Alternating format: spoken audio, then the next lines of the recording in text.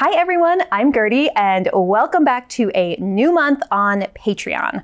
I am so thrilled to introduce the Grace Bodice. This was inspired, of course, by Grace Kelly. The wedding dress that she wears in high society has always been a favorite of mine, the one with the bishop sleeves and a beautiful embroidered organza.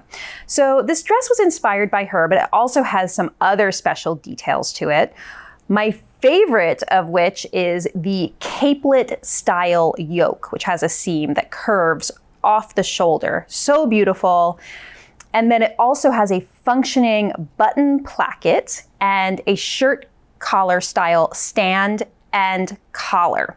So it has really crisp, beautiful tailored details, has a fitted bodice, and then you have 3 sleeve options. You can make it sleeveless, you can make that long, gorgeous bishop sleeve a la Grace Kelly.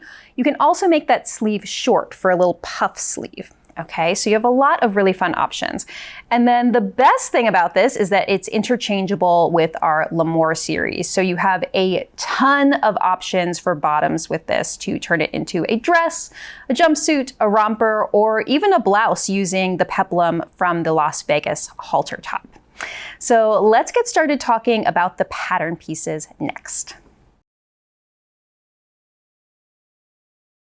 So now we're going to talk about the pattern pieces. So as always, we have scaled down the pattern pieces. These are minimized to 25% so that we can see them all together, talk through them, and get the scope of the design. One thing I want to mention first, though, is that you're probably used to seeing back zippers in charm patterns designs. And in this design, we have a side zip, which is pretty unusual for us. I wanted to do that so it didn't interrupt the line of the yoke or the collar. So it does have a side zipper.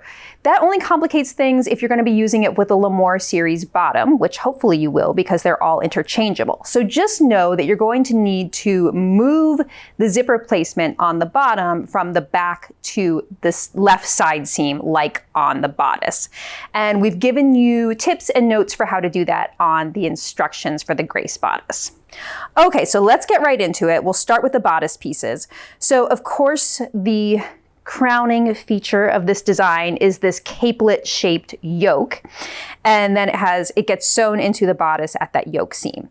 So here is our bodice front. You're going to cut 1 on the fold. And as you can see, it has darts. And this circle right here is for the zipper. Now you only need to really pay attention to it on the left side of the dress. Okay, so on the left side, you will be interfacing the zipper opening and sewing from the underarm just down to the circle. And then the zipper gets inserted below that. Okay, so that's your bodice front. Here's your bodice back. This is the center back. You're going to cut 1 on the fold as well. And then here's your other zipper circle. And then your yoke pieces. Okay, so you have your yoke front. There is a functioning button placket on the Grace Bodice. So that means you're going to cut 2 of the yoke front, but you only cut 1 on the fold of the yoke back. Okay, so this is how these pieces go together. The yokes get sewn to the bodice pieces, and you can see they form kind of a funny armhole here, but we have a sleeve option that can be inserted, but you can also make it sleeveless. So if you're going to make it sleeveless, you would use the sleeveless armhole bias facing, which is this little piece here. You cut 2 of it, and this just finishes the underarm, that curved underarm portion of the bodice. The yoke section gets turned in and top stitched. Okay, so this is only for the sleeveless version. Now let's talk about the remaining bodice pieces. You have your button placket. You would cut 2 fabric and 2 interfacing for this, and this gets sewn to the yoke front right there. And then you also have your collar stand, which you cut 2 fabric, 1 interfacing on the fold. And then your collar, which gets sewn to the stand, 2 fabric and 1 interfacing on the fold. Okay, so those are all your main bodice pieces, and then we have your additional optional sleeve pieces. So you can see this is a huge sleeve piece. This is the long bishop style sleeve, has a lot of drama. It's gathered between the circles at the arm here, and this gets set into the yoke like this. So it's an unusual armhole, but it's really cool how it works. It's kind of set off the shoulder, gets gathered up there, and then also at the hem to form that balloon shape. Now, if you would like to do the short sleeve, we've given you a cutting line right here. Okay, so that's what you would follow for the short sleeve. In either of those cases, you are going to need the sleeve casing as well. So you would cut 2 of this, and this becomes a casing that gets sewn to the hem of either the long or the short sleeve, and you insert elastic into it to form an elasticized cuff. Okay, so those are all of your pattern pieces. Next, we're going to talk about your fabric and supplies. All right, we're ready to talk fabric and supplies. So for this design, you're going to be looking for light to medium weight woven fabrics. Okay, so a few that we recommend here. Of course, you always want to look in the instructions to see our full recommendations list, but here are a few ideas of directions you might go. So cottons are a great choice for this dress. You can choose something really simple like a cotton broadcloth, a quilting cotton or something like that would be really cute. It's nice and crisp for this fabric, for this design. Or you could do a lawn. I love Liberty lawns for the Grace dress, so something a little bit lighter. Also, like an Oxford shirting is really pretty because this has this shirt style collar, so a shirting direction could be really beautiful for the Grace dress. And then I would also recommend looking at linen and linen blends. So this is a linen and cotton blend, which would be a really great choice. Now, let's say you want to do something a little bit fancier. You could do dupioni or taffeta. A crisp silk would look really pretty, and the collar would be really nicely defined in a silk like that. You don't want to go with anything that's too flimsy or too liquid. You want to look for something with a little bit of body. And then finally, I mean, my inspiration for this dress was Grace Kelly wearing an embroidered organza dress. So I had to include one of those options. You could do sheers like an embroidered organza, a flock tulle, chiffon, something like that. You will need to think about how you are going to line key areas of it for opacity, right? So in the instructions, we have notes for how you could achieve opacity in, say, the bodice, the skirt, but still retain the beautiful sheer quality of the sleeves and the yoke. Okay, and then more supplies you're gonna need some fusible interfacing, a lightweight choice like a lightweight woven, weft, or tricot for the collar stand, the placket, etc. And then you'll also want to stabilize your zipper opening on the side of your dress. You will want strips of 1.25 inch wide fusible interfacing. So you can use this pre-cut roll in strips, or you can just cut 1.25 inch wide strips from your fusible yardage. All right, a few other supplies. You will need buttons for your button placket. You'll need 4 3/8 inch wide buttons. You will need, if you're doing the sleeve version, you're going to need elastic for the casing. So either the long sleeve or the short sleeve. You'll need all-purpose polyester thread to match your fabric. And then finally, you will need an 18-inch zipper for the side of your dress. And that's everything for your fabric and supplies.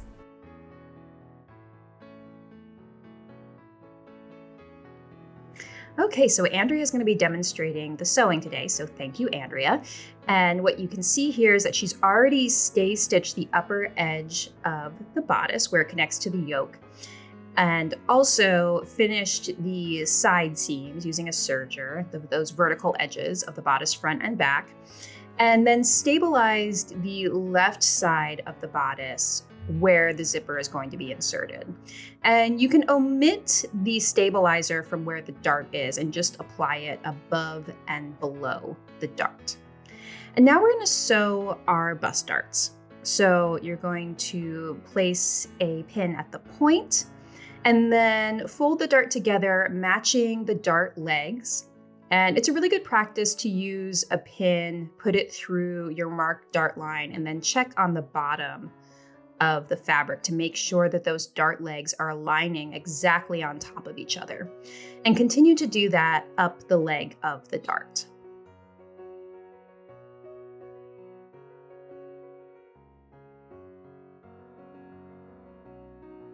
And next we're gonna sew the dart. So take it over to your machine and you're gonna be using a 2.5mm stitch length, back stitching at the beginning, but not the end. Sew up the dart leg and leave yourself a couple inches of thread tails at the point to tie off by hand.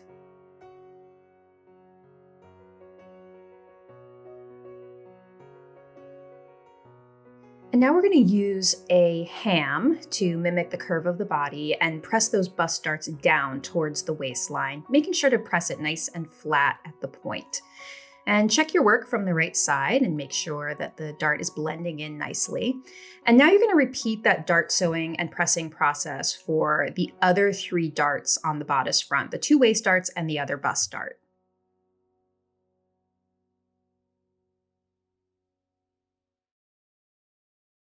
Okay, so now you can see that the darts are completed on the bodice back and press towards center back, and they're all completed on the bodice front as well. So the waist darts get pressed towards center front, bust darts get pressed down towards the waist.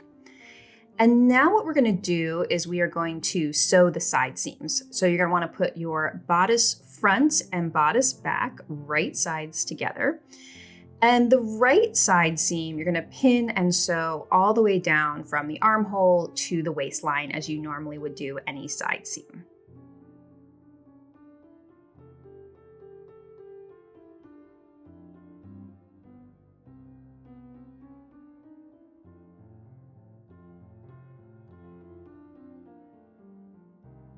Now, when you go to do the left side seam, this is where the zipper gets inserted. So you're just gonna be sewing a small portion from the underarm down to the zipper circle, which is at the top of your stabilizer, right about there. So we're just sewing a tiny little portion of this side seam and then leaving the rest open to insert the zipper.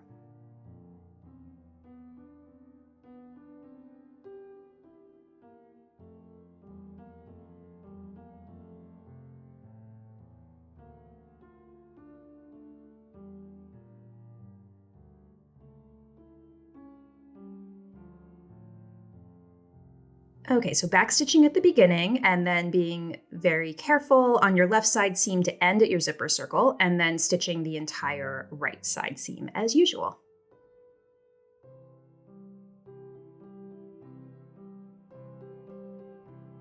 Okay, and so now you're going to press your side seams open. So just get them on your ironing board, isolate the side seam and press both side seams open.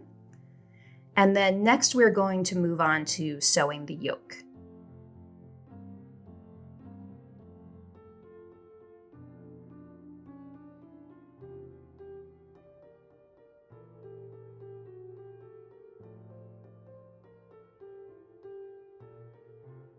Okay, so this is one of our yoke front pieces, and you're going to want to stay stitch around the neckline and along the lower edge where it meets the bodice, and also finish your shoulder seams.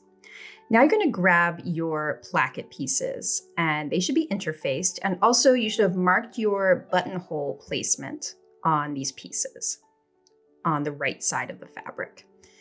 And the first thing we're gonna do is you're going to fold these pieces in half, wrong sides together lengthwise, and press to crease down that lengthwise fold.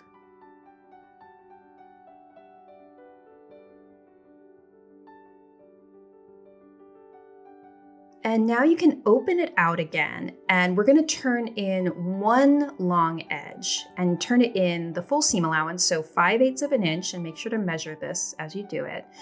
You're just turning in one side 5/8 of an inch, and you can leave the opposite side unpressed.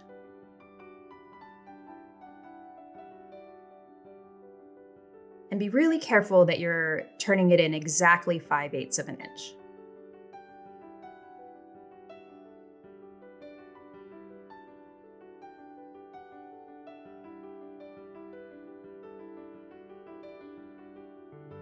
And now you're going to grab your yoke front and you're going to turn it right sides up And then you're going to match one of those long edges. So the unpressed edge, you're going to match to the raw edge of the center front of the yoke and pin those two together.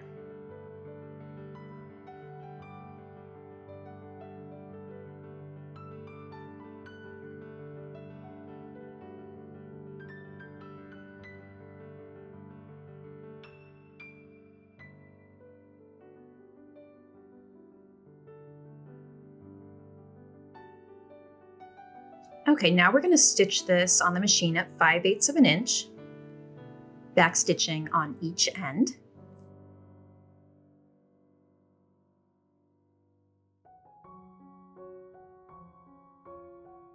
And now you're going to want to trim down those seam allowances. So just trim to about 1/4 inch. And now we're going to press the seam allowances towards the placket. This is a fun step, I think, because everything gets enclosed and it's very satisfying. So we've already creased this the way it needs to be folded in. So you're going to completely fold in the placket so that it encloses those seam allowances and pin it in place. So if you pressed it incorrectly, it should just cover your seam line where you sewed the placket on. And Andrea's pinning from the right side. Now you have a couple options for how you actually want to stitch this in place. If you're using a sheer fabric, you probably will want to hand stitch. You can slip stitch from the inside. Other options would be to edge stitch on both vertical edges of the placket, which will give you a visible top stitching look. Or you can do what Andrea is doing here, which is to stitch in the ditch of the seam line by machine, which will completely hide the stitching. So you have a few options and just use whatever is best for your fabric, whatever you prefer. Okay, so now you can see the center front is completely enclosed with the placket, and you're going to repeat it on the other side of the yoke. Okay, so the next thing you're gonna do, which Andrea is gonna do off camera, is make your buttonholes on the right yoke front on the placket. So that's on the right side as worn. Okay, so now that your buttonholes are made, you're going to overlap the right side of the yoke with the left side as worn. And those plackets should be right on top of each other. And you're going to pin it in place and then baste those two layers in place by machine.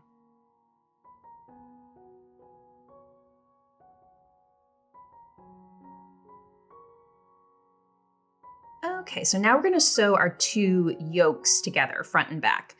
Now, it's a good idea to just place a pin at the center front neckline, holding the two yokes together so that you can easily work with it as a unit. And now you're going to grab your back yoke and put them right sides together, and we're going to sew along these curved shoulder seams.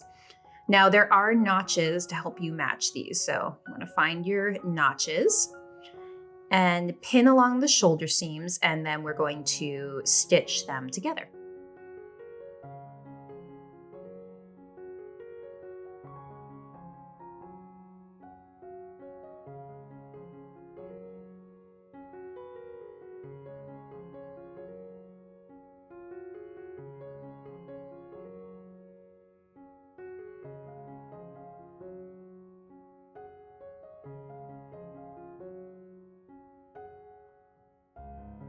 Okay, so next you're going to want to grab a ham, because this is a very curved seam, and just place it over the ham, mimicking that curve of the seam, and press the seam allowances open. And you're going to repeat the same process on the other shoulder seam, and then we will move on to the next step.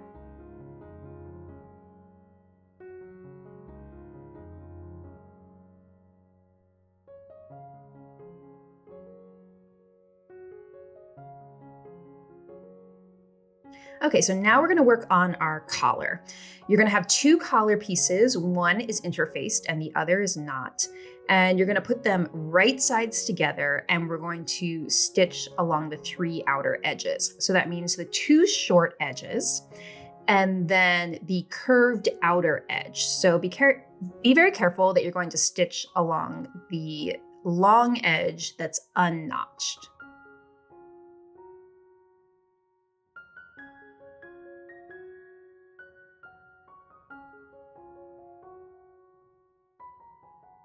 Okay, so now we're going to stitch around those 3 sides of the collar, and you're going to pivot at the 2 corners.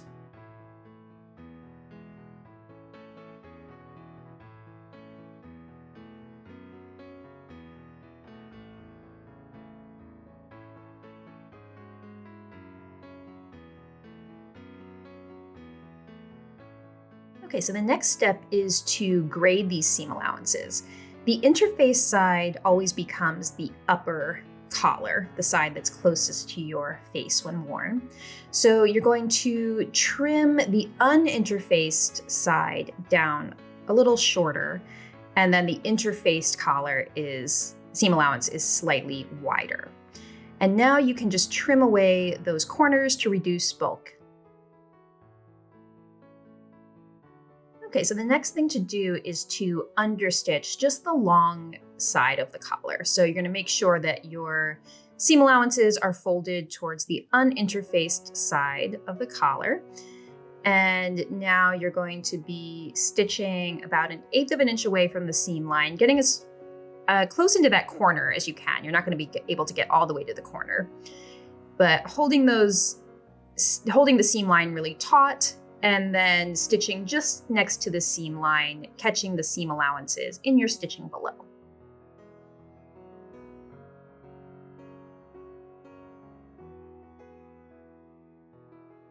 Okay, so now that we've understitched that long edge, now working from the wrong side, we're just gonna poke out those corners a little bit using a point presser to get them nice and crisp. And then you're gonna press the collar flat. And so what you're gonna wanna do is use your understitching, just kind of roll out the understitching towards the edge. So you get a really beautiful edge to your collar, and pressing the whole thing flat. And then finally, you're going to baste the open edge together. So these raw edges on the inner collar, you're just going to pin these together and then baste at 1/2 inch using a long machine stitch.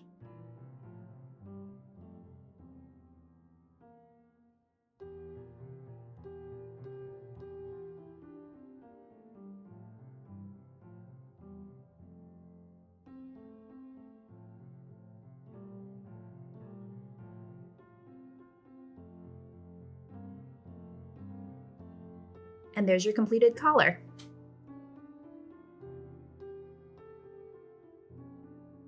Okay, next we're going to sew the collar to the collar stand. So just like for the collar pieces, you have 2 collar stand pieces. One is interfaced and one is not. The uninterfaced one, you should press up the seam allowance along the long curved edge 5/8 of an inch. And now you're going to sandwich the collar between the 2 collar stand pieces. And it's really important that the uninterfaced side of the collar stand is facing the interface side of the collar. So just double check that you've got that right. And now you'll see that you have notches on your collar stand, and those notches match up to exactly the finished edge of the collar. So you can pin those points first at the notches, and then we're going to pin all the way around the collar stand. So along those short curved edges and the long inner curved edge. And just to review, what you're doing is you are sandwiching the collar between the 2 collar stand pieces.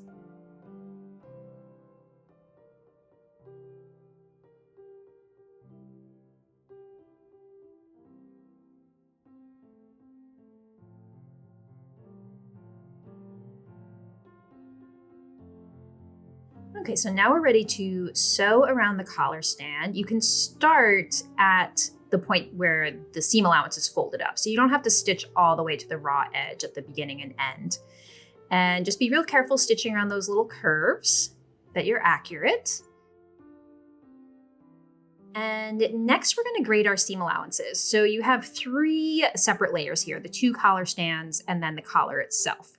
So start with the uninterfaced collar stand. You're going to trim that down the narrowest, so about 1/8 of an inch, maybe a little bit more, but we're gonna trim that seam allowance on its own all the way around. And it's gonna be the shortest one.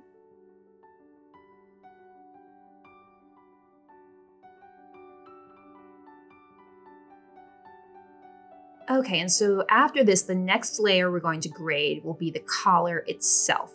So you're gonna trim that just slightly higher than the uninterfaced collar stand. And then finally, we're going to do the interface collar stand, which will be the widest of the 3 separate graded seam allowances.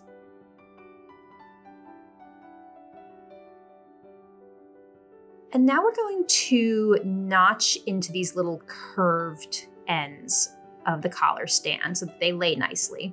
So just do a few notches about 3/8 of an inch apart. You can also clip into the inner curve of the collar stand where it meets the neckline. It's a subtle inner curve, but you might want to do a few clips around there.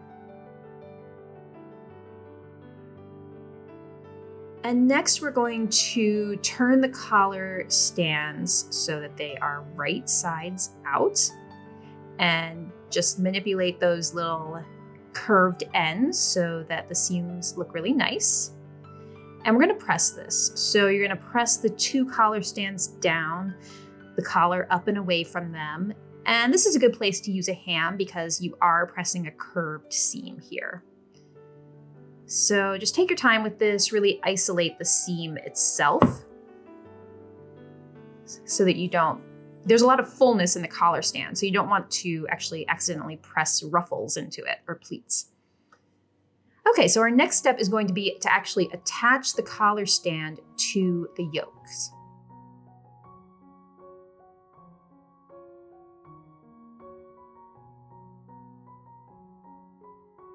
Okay, so now we're going to attach the collar stand to the yoke.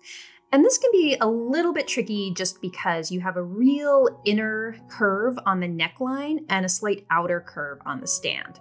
So just be very patient with this, take your time, you can do it. So you've stay stitched your inner neckline and you want to clip into it every 1/2 inch, and that will help you match these 2 curves. So start by matching your shoulder seams to the notches on the collar stand. So get those 2 match points as your anchors. And then go to your center front neckline where you have your placket opening, and the finished edge of your collar stand will match the finished edge of your placket. And then between these match points, you're gonna need to spread the clips on your yoke neckline to match the outer curve of the collar stand. It's kind of like sewing a princess seam. They're just 2 different shaped curves to sew together. So fill in with lots of pins. Take your time with this.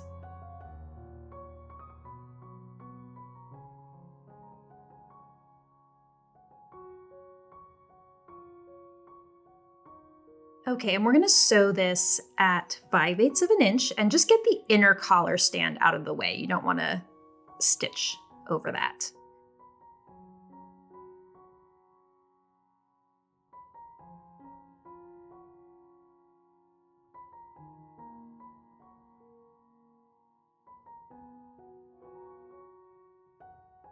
Okay, so what happened here is Andrea was having a hard time stitching from the collar stand side, so she flipped it over to the side with the clips so that she can keep an eye on these clips, which is a really smart thing to do because then you won't accidentally have a clip that is turned down and you accidentally stitch over it. And you can just kind of keep an eye on these clips as you're stitching. So that's a really good hint for this process, which can be a little bit tricky. So just spread those clips as you stitch. And then backstitch at both ends. Okay, so now you're just gonna wanna check out that seam. You wanna make sure you didn't get any little tucks or pleats in your stitching and that your clips didn't get caught in your stitching as well. And then the next thing we're gonna do is turn that in and trim those seam allowances.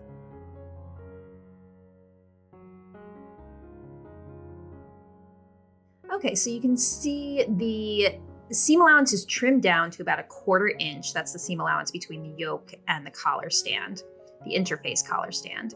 And you're gonna wanna press that seam allowance up towards the collar stand. And then you're gonna turn in the inner collar stand, so the uninterfaced one, so that it encloses that seam allowance and covers your seam line. And you're gonna pin it in place all the way around the collar stand, around that neckline seam from the right side, because we're gonna be stitching this from the right side, catching that loose edge on the inside. So this is a little bit tricky too. You're going to be edge stitching around all sides of the collar stand, starting with the neckline edge. So as you're stitching, you want to be stitching about 1/8 of an inch or a scant 1/8 of an inch away from the seam line and making sure that you're catching the inner collar stand in your stitching so that it finishes the inside of the neckline. Now, if you don't want stitching to show, you could do a hand slip stitch around the inside. Just a little tip for you there, depending on your fabric. So there it is, your finished collar stand.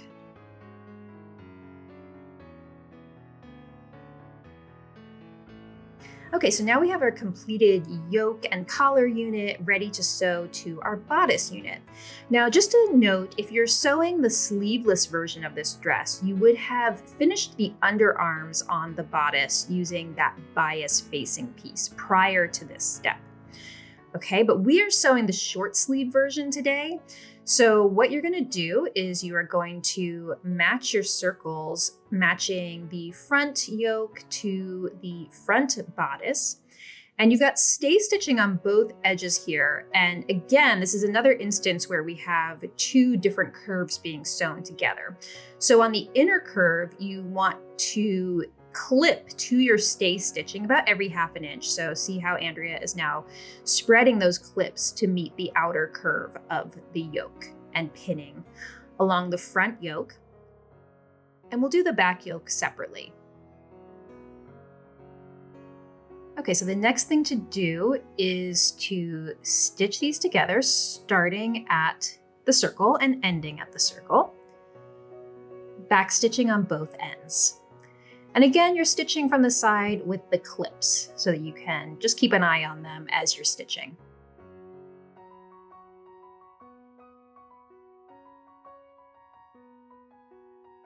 Okay, so now we're going to press our seam allowances. Because we're making a version with sleeves, you're going to be pressing the seam allowances down towards the bodice. If you were making a sleeveless version, you would need to press these seam allowances up towards the yoke.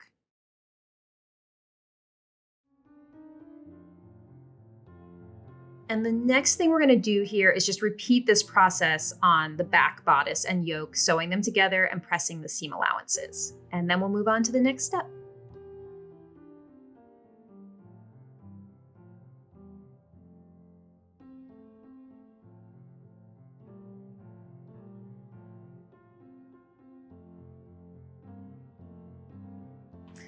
Okay, so now we're gonna sew our sleeve underarm seam. So these little vertical edges are finished. We serged these in advance.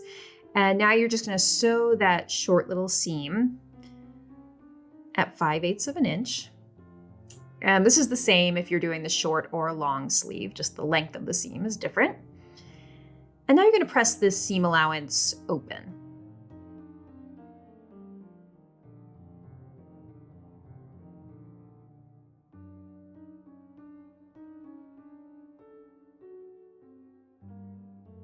And then the next thing to do is to sew the gathering stitches. So both sleeves are gathered at both the top and bottom edges between the marked circles.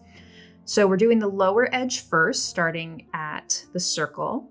and using a long stitch, so 4 to 5 millimeters. And do not backstitch on either end so that you're able to pull those stitches up. And the first row of gathering stitches is at 1/2 inch. And then we're going to do another at 1/4 inch, so 2 rows right next to each other.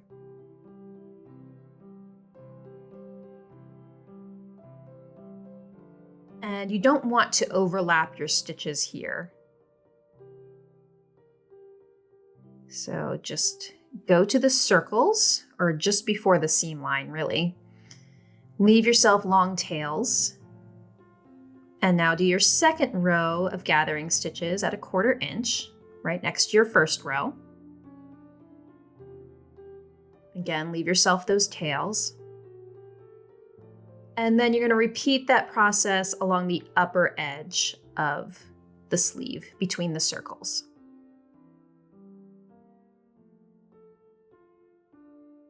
So there you go, you have your gathering stitches at the top and bottom of the sleeve, ready to be pulled up into gathers.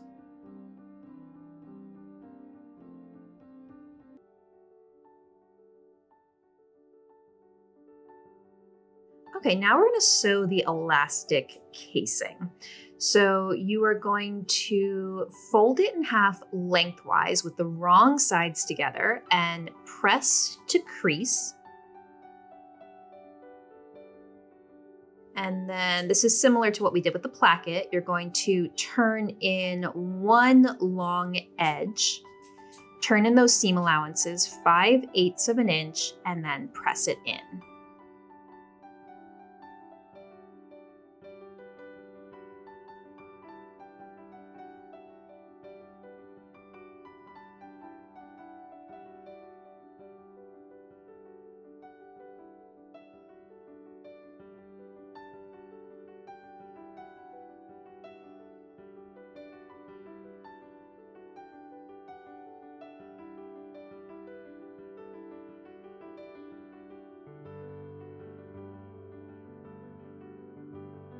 Okay, so now we're going to put the short ends together, unfold that pressed edge that you just did. And now we're going to sew this into a ring. So just pin that short edge and then stitch at 5/8 of an inch.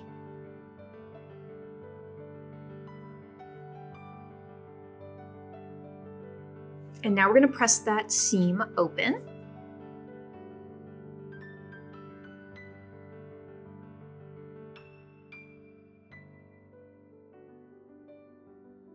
And now you're going to return in that 5/8 of an inch seam allowance on the one long edge and just press it back in place.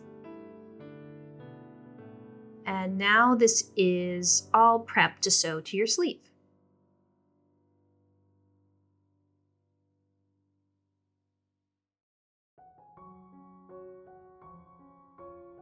Okay, so now we are going to sew the lower edge of the sleeve to the elastic casing. And one thing you can do to make it a little bit easier is to give yourself a little clip at the outer edge of the sleeve. So see how the sleeve is folded in half here? So just give yourself a little clip and then you can match that to the elastic casing just to distribute your gathers easily. Okay, so Andrea always likes to pin her match points first and then gather. I feel like I do it a little bit differently. Like I always gather first to about the size that I think it needs to be, and then I start to match things. But both ways are totally valid. And so here you can see Andrea is matching that little clip that she made.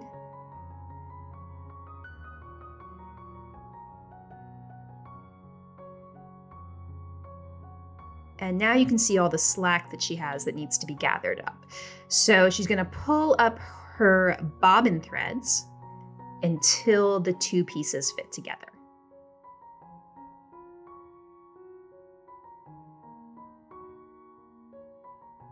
So pulling up the bobbin threads on the lower edge of the sleeve only, creating those gathers until the two pieces are fitting together perfectly. And pinning the two layers together as you go. Okay, so now we're going to sew the casing to the sleeve. And it's a good idea to stitch from the gathers side so you can keep an eye on the gathers and make sure they don't get wonky as you're stitching. And just stitch all the way around.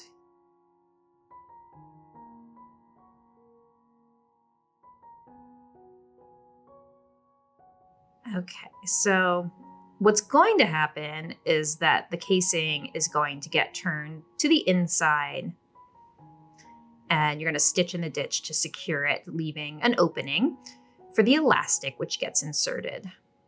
But first we need to grade our seam allowances. So going back to the seam that you just sewed, you're going to trim down the gathered seam allowance by about half, down to about 1/4 inch.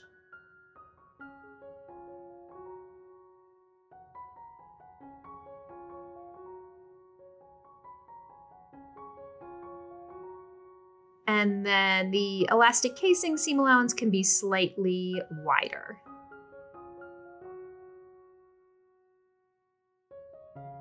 Okay, so now what happens is it's kind of like how we did the collar stand. You're going to turn in the casing to the inside along that crease that you pressed earlier. And now you're going to pin it in place. And what's important is that you want to be pinning from the right side, but on the wrong side, you want to be watching what you're doing from the wrong side and making sure that the edge of the casing, that loose edge, is going to cover the seam line that you just sewed, because we're going to be stitching in the ditch from the right side. But first you need to do the work of pinning it in place. Making sure that it's going to get caught in your stitching.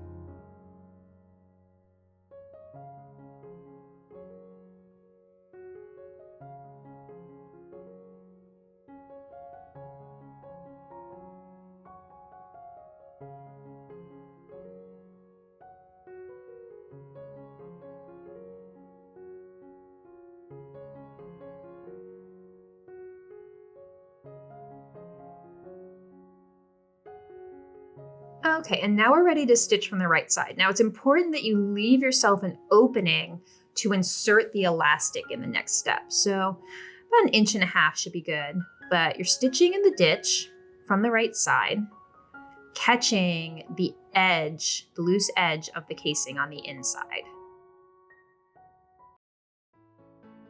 Okay, so it looks like Andrea ran out of bobbin thread here, which I'm sure you're all very familiar with that very particular annoyance. So we're back and she's actually sewing that seam right there, leaving herself that little gap for the elastic to be inserted. Okay, so now we're going to insert elastic into the casing through our opening. Now you want to cut the elastic to your bicep measurement plus 1 inch for the short sleeve. If you're doing the long sleeve, it would be your wrist measurement plus 1 inch. And you're going to grab a safety pin and attach it to one end of the elastic. And then through that opening that you left, you're going to insert the elastic, making sure not to twist it and holding on to the end, the free end. And then you're going, when you have the second end free, you're going to attach those two together with a safety pin, distribute the gathers, and then pull it out again. And you're going to zigzag those edges together.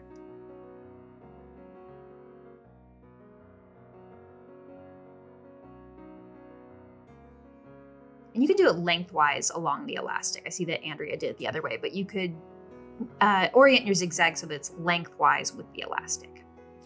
Okay, and now you're just going to smush the elastic back in there and close up your opening by hand or machine.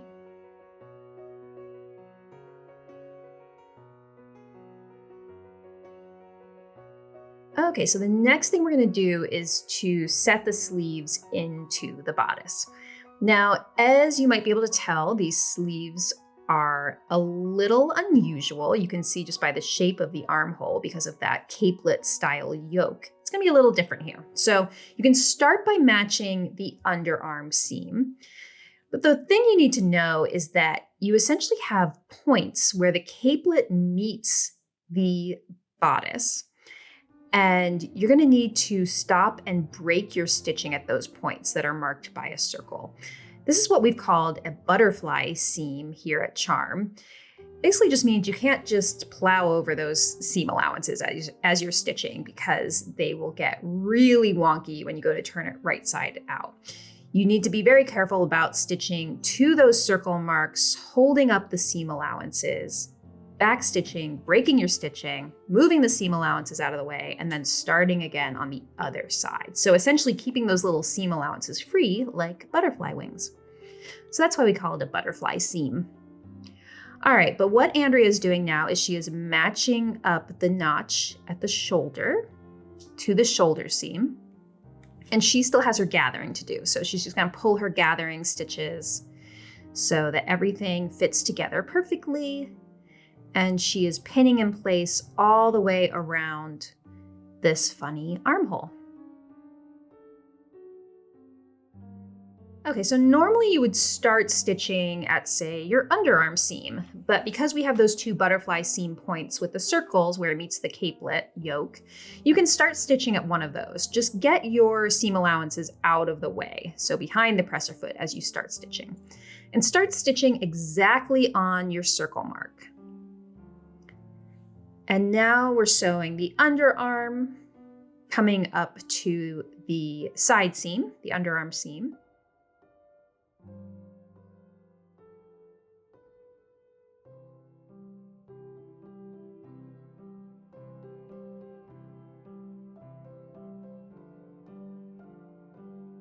And now soon we're going to be coming up to the next butterfly seam point. So where it meets the yoke, exactly at that circle mark, you're going to back stitch, move the seam allowances out of the way behind the presser foot, and start again on the other side of that seam intersection. And continue around. And this is the yoke part being sewn to the gathered portion of the sleeve.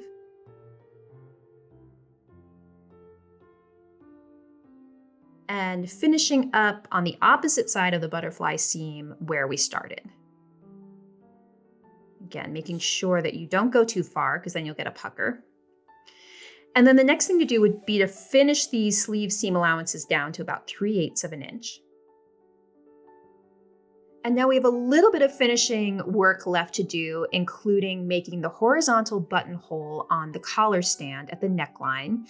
And then of course, you're going to sew this at the waistline to the Lamour series bottom of your choice, making sure that you've moved your zipper opening to the left side. Insert your lap zipper and you've got your finished Grace Bodice garment. Okay, everyone, that is it, your Grace Bodice. I hope you have loved sewing this along with us today, and I can't wait to see what you make with this pattern. Do not forget to tag me. You can tag me at Gertie18 on Instagram, or use our hashtags Charm Patterns and Grace Bodice. Thank you so much for watching, and most importantly, thank you so much for being patrons. I will see you next time. Goodbye.